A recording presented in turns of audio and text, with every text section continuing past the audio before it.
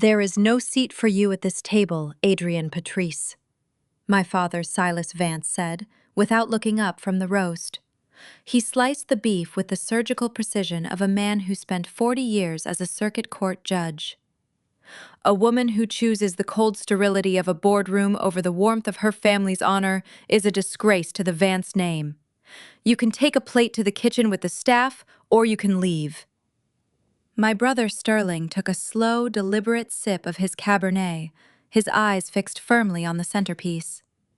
They had absolutely no idea. They saw a daughter who had strayed from the path of a submissive Southern socialite. They had no idea that I held the deed and the defaulted mortgage to the very mansion they were currently occupying. Before I show you how I turned their prestigious Christmas dinner into a legal reckoning by dessert, comment your city below. Like and subscribe if you have ever been the unbreakable foundation of a family that only remembered you existed when they needed a check or a prayer. I'm Adrienne, 52. For 3 decades, I was the silence that cushioned my father's roar. I was the secret architect of the Vance legacy, the one who handled the crude business of logistics and finance, while Silas played the part of the community patriarch. Now I am the woman who owns his shadow. I didn't reach for a plate. I reached for my leather portfolio. The air in the room turned brittle. The color began to drain from Silas's face as I laid the certified foreclosure notice next to his sterling silver fork. His reign wasn't beginning to crumble. It had already turned to dust. The dining room of the Vance estate in Oak Haven always felt like a museum dedicated to a man who didn't exist. The walls were lined with oil paintings of ancestors Silas claimed were royalty, though I knew the truth of the sharecropping dirt they'd actually come from.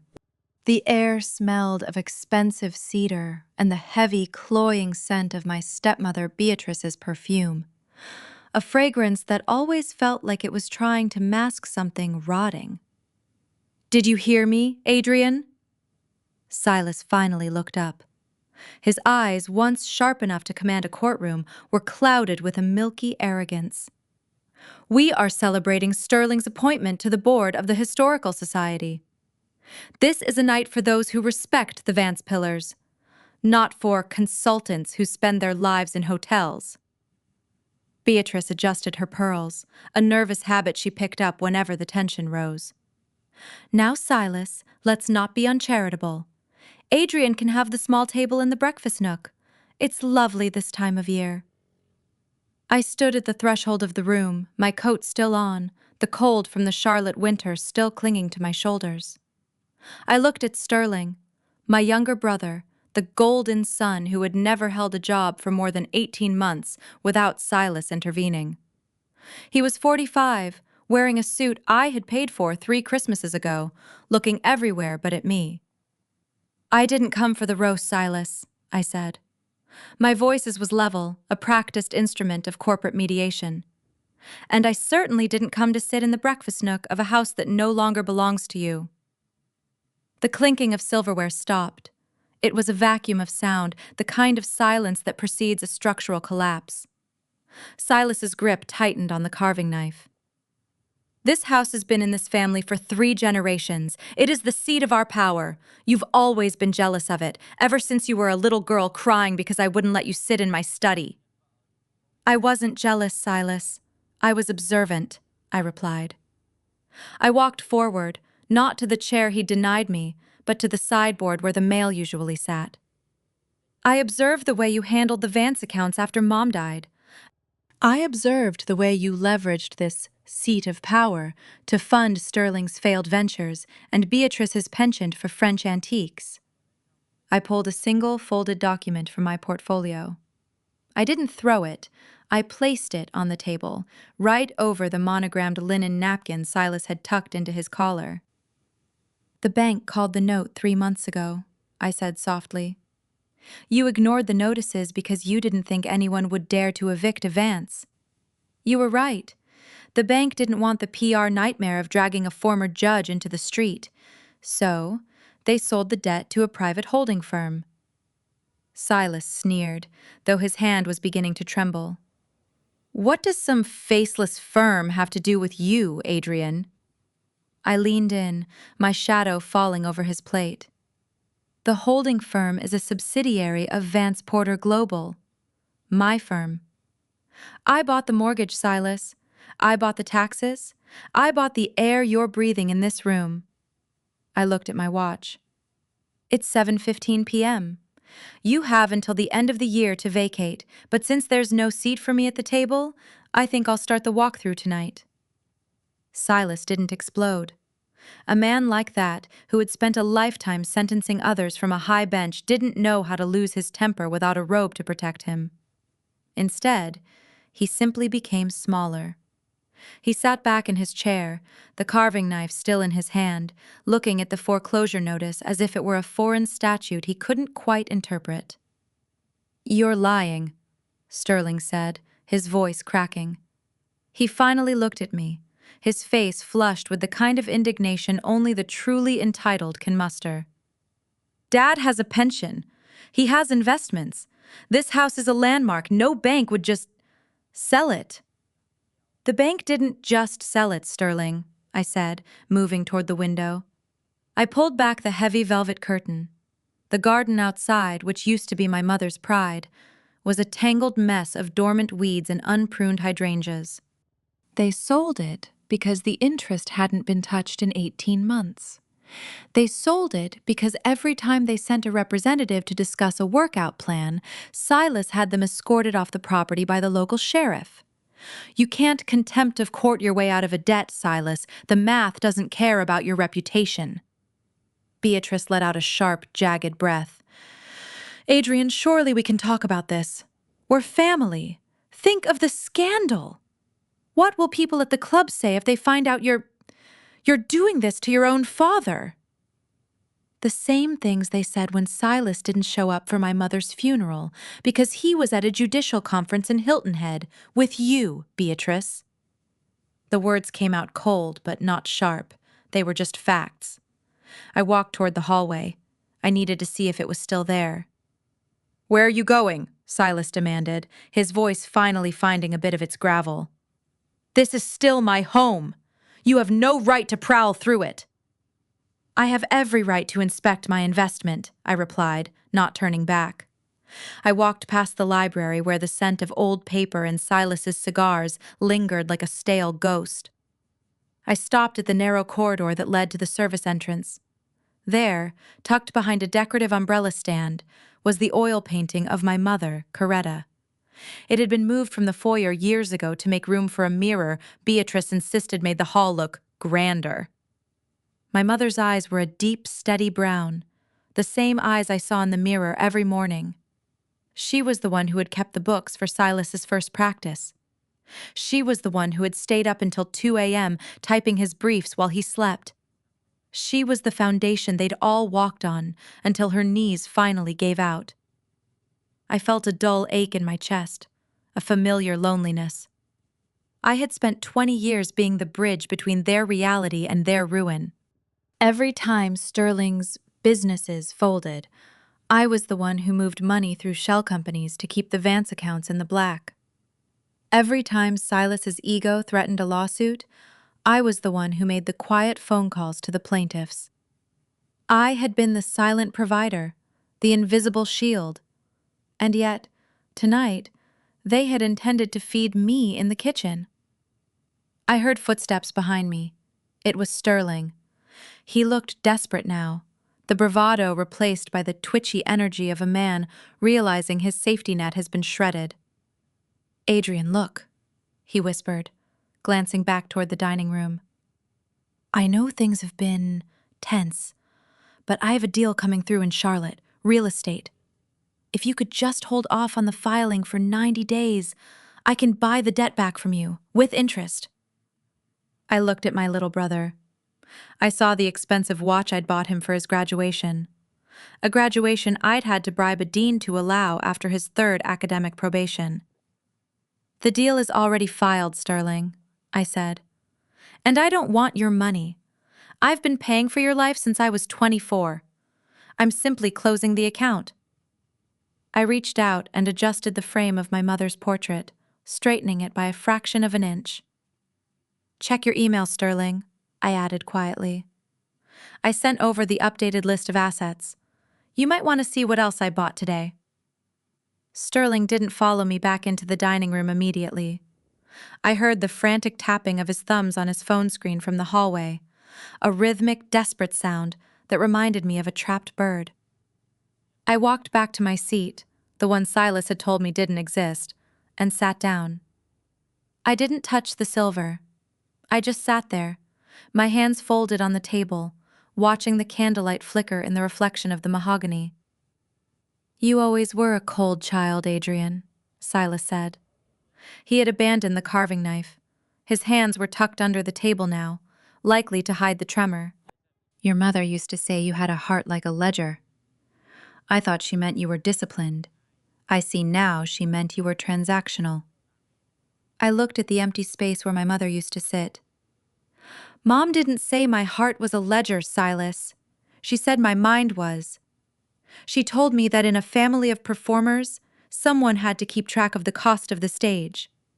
She knew that while you were out being the voice of justice, someone had to make sure the light bill was paid. Sterling stumbled back into the room. His face wasn't just pale, it was gray. He looked at Silas, then at me, then back at his phone. The Lexus, he whispered.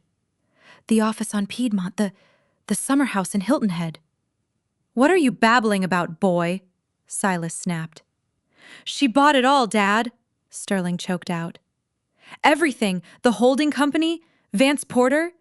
It didn't just buy the mortgage, it bought the defaulted business loans I took out last year, the ones you co-signed using the estate as collateral. The silence that followed was different from the first. This one was heavy, pregnant with the realization that the Vance legacy was no longer a mountain. It was a papier-mâché prop. I leaned forward. You thought I didn't know about the Coretta Trust, didn't you, Silas? The money Mom left specifically for my daughter's education and my own retirement? You thought because I never asked for an accounting, I hadn't noticed you'd emptied it to cover Sterling's gambling debts in 2018. Beatrice's fork clattered against her china. Gambling debts? Sterling, you said that money was for a tech startup. There was no startup, Beatrice, I said, my voice softening with a pity I didn't want to feel. There was just a series of bad nights in Atlantic City, and a father who couldn't admit his son was a failure. So he stole from his daughter to keep the secret. He spent my peace to buy his pride. I felt the familiar exhaustion washing over me. This was the strong black woman tax. For years, I had been the one they called when the basement flooded or the reputation leaked. I was the one who listened to their problems for hours, only for them to hang up without asking how my surgery went or how my firm was doing. I was a utility to them, like water or electricity. You only notice it when it's turned off. I'm not a disgrace because I chose the boardroom, Silas, I said. I'm a disgrace because I finally started charging you for the labor of saving you. Silas stood up then. He tried to draw himself up to his full judicial height, but his shoulders remained slumped. You think you can just walk in here and take a man's life? I am Silas Vance. I have friends in the State House. You have a court date on January 14th, I interrupted. And the judge presiding isn't one of your golf buddies. I made sure of that. Silas remained standing, his chest heaving under his tailored wool vest. The silence in the room had changed again. It was no longer the stunned hush of a secret revealed, but the frantic, pressurized quiet of a sinking ship. He looked at me, and for the first time in my life, I saw him truly see me. Not as his difficult daughter, not as the cold corporate machine, but as a predator he had foolishly invited into his den. You've been planning this, he whispered, the gravel in his voice replaced by a thin whistling sound. How long? While you were sitting at Sunday dinners, nodding while I spoke, were you counting the silverware in your head, Adrienne? I was counting the lies, Silas, I said, my voice as calm as a frozen lake. I didn't have to plan your downfall. I just had to stop preventing it. Every time you overextended to impress the deacons at Greater Hope, I was the one who quietly moved funds from my personal savings to cover the overdrafts. Every time Sterling crashed a car or lost a client's retainer, I was the one who hired the lawyers to make it go away quietly. You didn't notice me because a foundation isn't meant to be seen. You only notice it when the floor starts to tilt. Beatrice suddenly stood up, her silk chair screeching against the hard wood.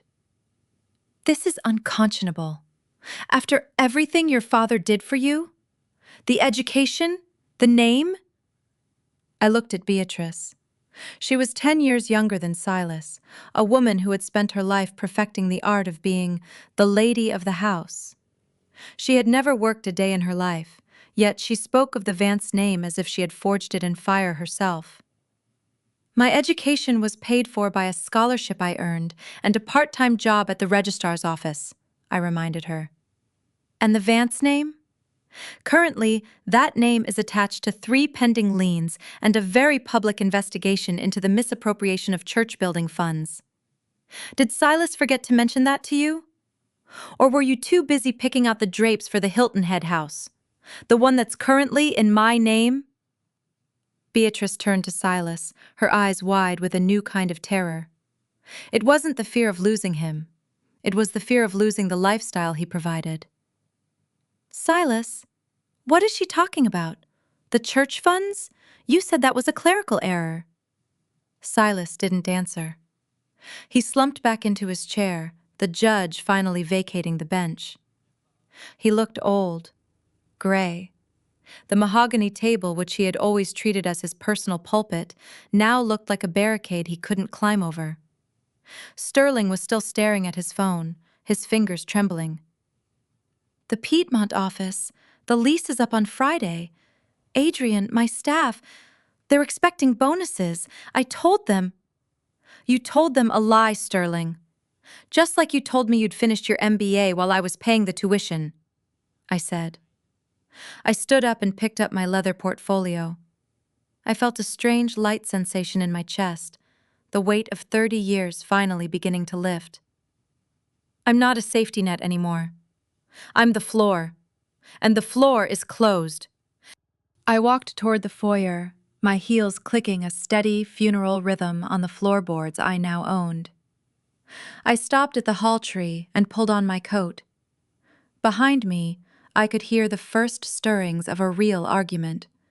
Beatrice's voice rising in a sharp, panicked register, and Silas's low, defensive mumble. I opened the front door. The cold Charlotte air hit me, clean and honest. I stepped out onto the porch, but I didn't leave. I turned back to the house, looking through the windows at the 3 people who had spent their lives using my strength to keep their weaknesses hidden. The cliffhanger wasn't the documents I'd left on the table. It was the realization I saw on Sterling's face as he ran to the door after me. Adrienne, wait! He called out, his voice cracking in the winter air. Where are you going? You can't just leave us like this. Who's going to talk to the bank? Who's going to handle the press? I looked at my brother, the man-child I had helped raise and continued to carry. I'm going home to have a glass of wine, Sterling. And for the first time in 52 years, I'm going to sleep in a house where I'm the only one I have to save. I walked down the steps, but as I reached my car, I saw a black sedan idling at the end of the long driveway. It wasn't the police. It was a car I recognized, one belonging to the head of the church board. The reckoning hadn't just arrived. It was waiting at the gate. The headlights of the black Lincoln town car sliced through the darkness of the driveway, 2 twin pillars of cold, white light that made the falling sleet look like shards of glass. I stood by my SUV, the keys biting into my palm, as the driver's side door opened. Deacon Arthur Halloway stepped out. He was a man made of right angles and starched collars, the chairman of the board at Greater Hope Zion, and a man who had known my father since they were boys in the segregated wards of Charlotte. He didn't look like a man coming to deliver Christmas tidings. He looked like an auditor for the soul. Adrienne, he said, his voice a low rumble that carried the weight of the pulpit. He didn't move toward the house. He stayed by his car, his breath blooming in the air like white smoke. "I saw your car. I was hoping I'd catch you before you headed back to the city." "It's late, Arthur," I said, leaning against my door. I kept my voice neutral, but my pulse was a dull thrum in my throat. "And it's Christmas. Shouldn't you be with your grandkids?" "The Lord's business doesn't keep a holiday calendar, and neither does a deficit," he replied. He walked a few steps closer, stopping just where the light from the porch met the shadows of the oaks. "I've been calling Silas for 3 days. He's stopped answering his private line. The board held an emergency session after the candlelight service tonight. The escrow for the new youth wing, the $250,000 we raised from the capital campaign, it's not in the account, Adrienne." I looked up at the house. Through the frosted glass of the dining room window, I could see the silhouette of my father, still sitting at the head of a table that didn't belong to him. He looked like a statue of a fallen king. "Why are you telling me this, Arthur?"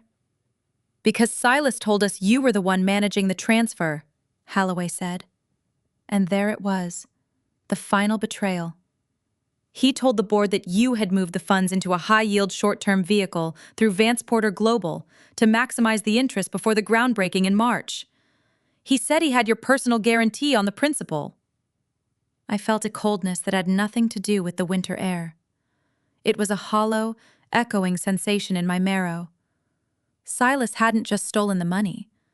He had used my name, my reputation, and my firm as the shroud to hide the theft. He knew that in our community, my word was iron. He knew that the board wouldn't question the brilliant daughter because I had spent 20 years being their most reliable donor and their most discreet advisor. He hadn't just taken my inheritance. He had attempted to weaponize my integrity to cover his own rot. "Did he show you a signed agreement, Arthur?" I asked. My voice was so quiet it was almost a whisper. Holloway hesitated. "He showed us a memorandum, on your letterhead. He said the formal contracts were in your safe." "There are no contracts," I said, "and there is no money in my firm's accounts. If that money is gone, Silas moved it somewhere else, probably to cover the margins on Sterling's failed developments in the Highlands." Holloway went silent. The only sound was the clicking of my cooling engine and the distant, muffled sound of Beatrice crying inside the house. I saw the moment the truth settled into the deacon's bones. He wasn't just a church official. He was a man who had trusted Silas Vance with his life's secrets. "If I go in there and tell the board this," Holloway said, his voice trembling slightly, "Silas won't just lose his seat, Adrienne. He'll lose his freedom.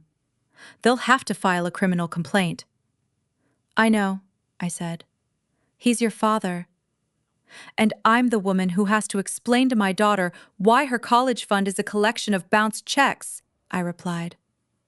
"I'm the woman who just bought this house to keep it from the auction block, only to find out the man inside was planning to burn my house down to stay warm." I opened my car door. "I've been the foundation for a long time, Arthur. But even a foundation has a load limit. Tell the board the truth. I won't be providing the guarantee."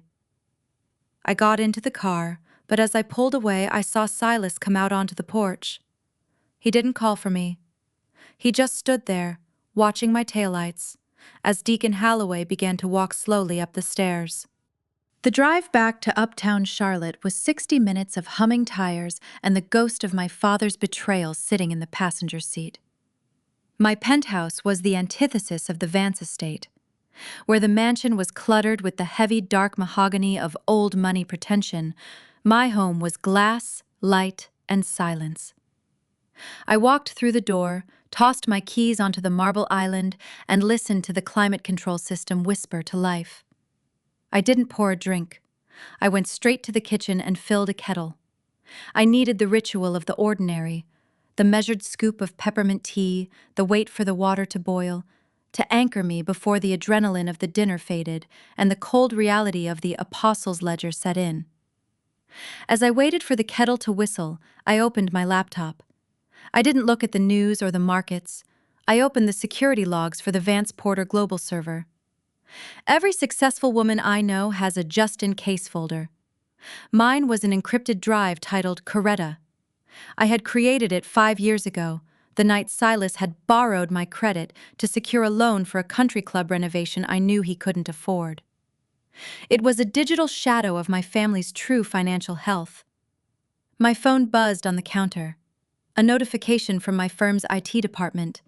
Unauthorized login attempt, IP address 24.16.88.12. The Vance estate. I watched the screen, my face illuminated by the pale blue light of the monitor. Silas, or more likely Sterling, who was just tech-savvy enough to be dangerous, was trying to access the firm's memorandum templates. They weren't just forging documents anymore. They were trying to backdate them into the system to prove the agreement with the church existed. I felt a sharp, crystalline disappointment. Even now, with a deacon on the porch and a foreclosure notice on the table, their first instinct wasn't to repent or repair, it was to contaminate my life to save their own. "You should have taught him how to be a man, Silas," I whispered to the empty room. "Instead, you only taught him how to hide." I didn't block the access. I did something far more devastating. I opened a honeypot, a mirrored directory that looked like our internal legal drive, but was actually a monitored sandbox. I watched the cursor on the screen move as Sterling began to drag and drop files. He was uploading a forged contract, a PDF with my digital signature crudely pasted onto it. He thought he was planting a lifeline. He was actually depositing the evidence of a felony into a folder I had already shared with my legal counsel 3 hours before I arrived at dinner. The kettle began to whistle, a thin, piercing sound that cut through the silence of the penthouse. I turned off the burner and poured the water over the tea leaves, watching them swirl and darken. I thought about my mother, Coretta Lynn. She used to sit at the small desk in the corner of our old kitchen, her glasses perched on the edge of her nose, handwriting the ledger for Silas's first firm. She had been so proud of that Vance name. She thought it stood for something. She never lived to see it become a mask for a thief. I picked up my tea and walked to the floor-to-ceiling window. Below me, Charlotte was a grid of lights, a city built on banking and New South ambition. I was a part of that now. I had built a fortress of my own, brick by digital brick. My phone rang. It was an unknown number, but the area code was local. I answered on the third ring. "Yes? Adrienne, it's Beatrice." Her voice was frantic, the lady of the house veneer completely shattered. "The deacon, he's still here. He brought 2 other men from the board. They're in the study with Silas.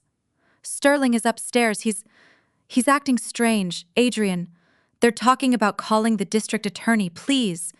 You have to tell them it was a mistake. You have to say the money is safe." "Beatrice," I said, my voice as steady as the horizon. "Did you know Silas took my mother's trust money?" There was a long, jagged pause. I knew he moved some things around. He said you didn't need it. He said you were rich enough already." "And that made it okay to steal from a dead woman?" "We were trying to save the name, Adrienne. Your name, too." "No," I said. "You were trying to save the seat at the table. And as Silas told me tonight, there is no seat for me. Goodbye, Beatrice." I hung up and looked back at my laptop. Sterling had finished uploading the forged contract. I hit a single key, locking the sandbox and timestamping the IP origin. Tomorrow morning, the strong black woman wouldn't be bringing a casserole or a check. I would be bringing a forensic report. The silence of my penthouse was interrupted by a different kind of notification. Not a security alert, but a FaceTime request. The screen glowed with a photo of my daughter, Maya. She was 21, a junior at Howard, and possessed a laugh that could untie the tightest knots in my chest. I hesitated. I didn't want the rot of the Vance estate to touch her, but I knew the headlines would hit the local papers by noon tomorrow. Silas's fall wouldn't be a quiet affair. In our community, a judge being accused of raiding a church fund was the equivalent of a cathedral collapsing in the town square. I swiped to answer. Maya's face filled the screen, her dorm room a background of fairy lights and law textbooks. "Merry Christmas, Mom," she said, her smile faltering as she looked at me. "You're home already? I thought you were staying at the mansion for the night. How was the Grand Silas Christmas pageant?" "It was eventful, Maya," I said, my voice softening. I sat on the edge of my sofa, the glass city behind me. "The pageant is over. I'm actually calling because I need to tell you some things before you read them elsewhere." I explained the situation. The mortgage, the church funds, the trust. I left out the sordid details of Beatrice's weeping and Sterling's hacking, but I didn't shield her from the truth. I had spent my life shielding everyone, and all it had done was allow the lies to grow in the shade. Maya was quiet for a long time. She had her grandmother Coretta's eyes that looked for the truth behind the words. "He took the money you saved from my law school, didn't he?" "He tried," I said, "but he forgot that I'm the one who designed the accounts. I moved the bulk of your tuition into a private educational annuity last year when I noticed the first irregularities in his spending. He only got the top layer, the money I kept in the local bank to make him think I was still playing by his rules." Maya let out a breath that sounded like a sob and a laugh at the same time. "You're like a chess player, Mom. But why did you wait until tonight to end it?" "Because you have to let people show you exactly who they are before you can walk away without guilt," I replied. "I wanted to give them one last chance to be a family. Instead, they tried to seat me in the kitchen." "I love you, Mom. I'm coming home on the early flight. You shouldn't be alone for this." "I'm not alone, baby. I'm finally at peace." After I hung up, I didn't go to bed.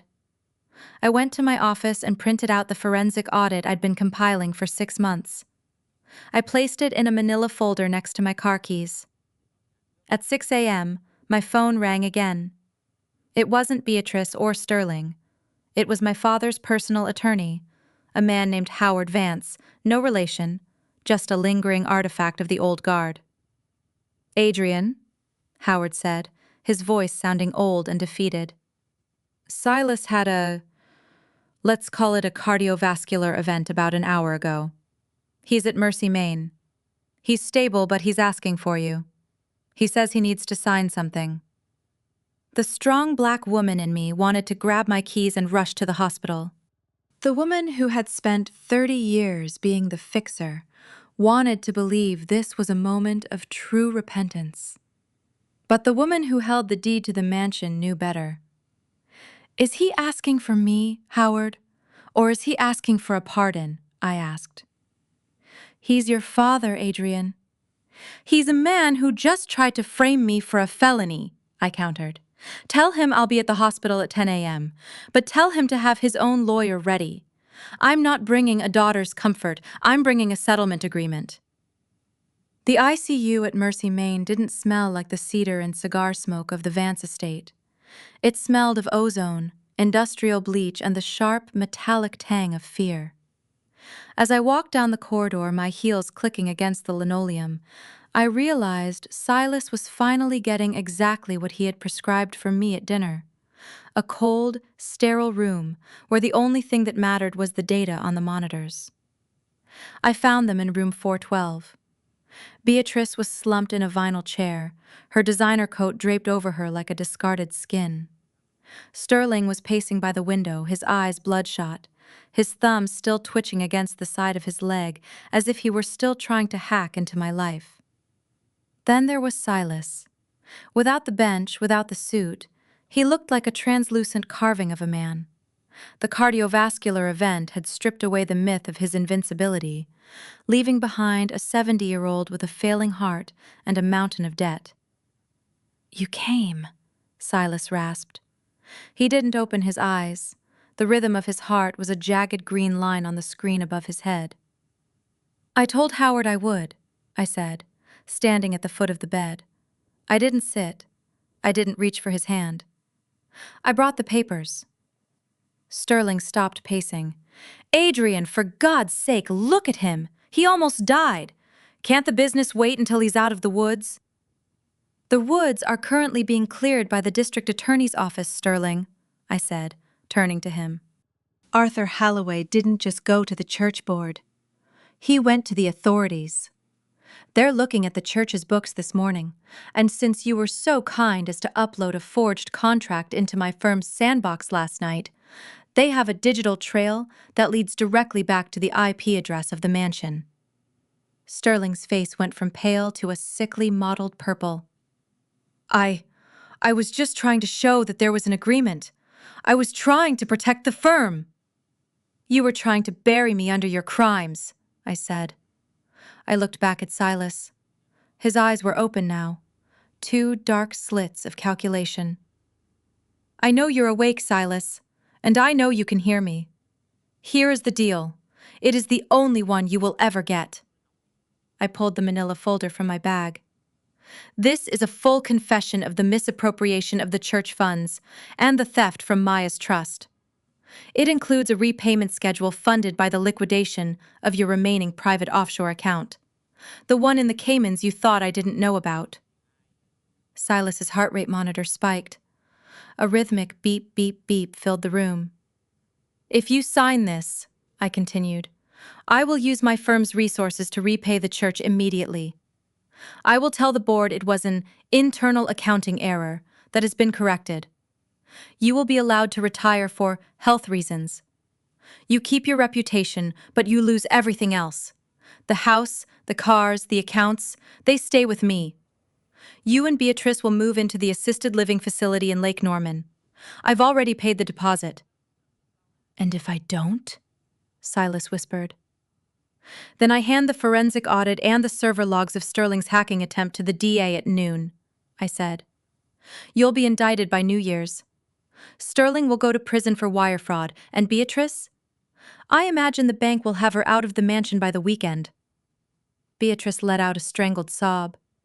"Silas, please, do what she says." Silas looked at the ceiling. A single tear tracked through the age spots on his temple. It wasn't a tear of regret. It was the tear of a man who had finally met a judge he couldn't intimidate.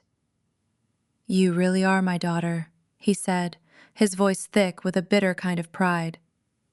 "You didn't leave a single hole in the net." "I learned from the best, Silas," I replied. "I spent 30 years watching you weave nets for everyone else. I just finally decided to build a cage." I laid the pen on the rolling tray and pushed it toward him. The power in the room didn't shift with a bang. It shifted with the scratching of a pen on paper, a sound so quiet it was nearly drowned out by the hum of the oxygen machine. 4 days later, the Vance estate looked different. The sleet had turned into a gray, clinging mist that blurred the edges of the manicured hedges. I stood in the foyer, watching a team of professional movers, men in neutral gray jumpsuits who didn't care about the pedigree of the furniture they were wrapping in plastic. There was no shouting today. There was only the rhythmic scritch-scritch of packing tape and the hollow echo of footsteps on floors that were no longer covered by Persian rugs. Beatrice was standing by the stairs, clutching a small vanity case. It was the only thing she was taking that hadn't been purchased with Silas's borrowed church funds. I had been thorough. The audit had traced every jewelry purchase and antique acquisition back to the capital campaign. To avoid the criminal charges, Silas had to surrender the assets. "I don't know where I'm supposed to put my things at the Lake Norman place, Adrienne," Beatrice said. Her voice was thin, reedy. She looked 10 years older without the armor of her status. "The 2-bedroom unit, it's so small. There isn't even a proper dining room." It's clean, Beatrice. It's safe. And most importantly, it's paid for, I said, checking off an item on my tablet. Which is more than can be said for this house for the last 3 years. Sterling came down the stairs, carrying a heavy cardboard box. He looked disheveled, his expensive silk shirt wrinkled, his hair uncombed. He stopped in front of me, his eyes searching mine for a flicker of the sister who used to bail him out. I spoke to a recruiter today, he said, his voice devoid of its usual bravado. Entry-level logistics in Spartanburg. It doesn't pay much. I don't even have a car that isn't on your repossession list, Adrienne. How am I supposed to get there? The bus leaves from the station at 6 a.m., I said. I reached into my coat pocket and pulled out an envelope. Inside was a one-way ticket and $500 in cash. Not a loan, not a startup investment, just enough to keep him from starving for a week. The rest is up to you, Sterling. For the first time in your life, the math of your survival is your own responsibility. He took the envelope. His fingers brushed mine, and, for a second, I felt the ghost of the little brother I used to protect. But the woman I was now, the one who had seen his digital fingerprints on a forged felony, didn't flinch. I watched him walk out the front door. He didn't look back. He just stepped into the mist, a middle-aged man finally beginning his first day of adulthood. I walked through the empty rooms. The seat of power was gone. Without the furniture and the pretense, the house was just a collection of drafty corridors and peeling wallpaper. It was a shell. I realized then that I didn't want it. I had bought it to save the family from the scandal of the street, but I had no intention of living in a graveyard of lies. I stopped in the service hall. The portrait of my mother was the only thing left on the walls. I took it down myself, the weight of the frame familiar and solid. "It's over, Mom," I whispered. I walked out to the porch where Deacon Halloway was waiting. He looked at the empty house, then at me. "The board received the wire transfer this morning, Adrienne. The youth wing is back on schedule. The official statement will say the judge is retiring for health reasons. The secret is safe." "It's not a secret, Arthur," I said, looking at the Vance name carved into the stone gatepost. "It's a debt that's finally been settled. The judge is out of order." I put the portrait in the back of my SUV. I had one more stop to make before the sun went down. The cemetery was the only place in Oakhaven that felt honest. Here, the names carved in stone didn't have to perform. My mother's grave was situated under a weeping willow that was finally shedding the last of its stubborn leaves. I sat on the cold stone bench, the portrait of her leaning against my knees. The frame was cool against my palms, a solid weight in a world that had felt like shifting sand for far too long. "I listed the house this morning, Mom," I said to the quiet air.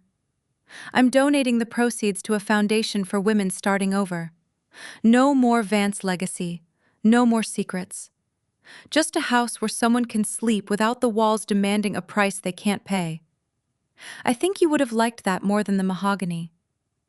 A car door thudded in the distance. I didn't have to look up to recognize the stride. Maya walked across the dormant grass, her wool coat caught in the sharp afternoon wind.